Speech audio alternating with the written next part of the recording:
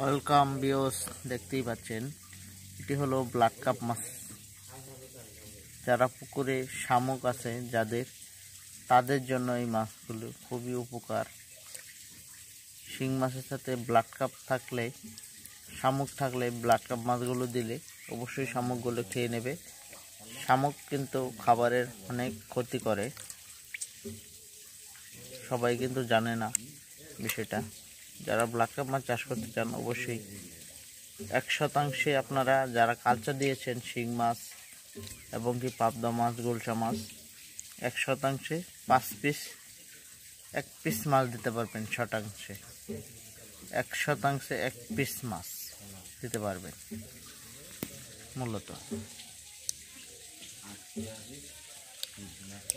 দেখেন মাছের সাইজগুলো কত বড়, 2.5 ইঞ্চি, 3 থেকে 4 ইঞ্চি, হাতে 4 গিরা 3 গিরা।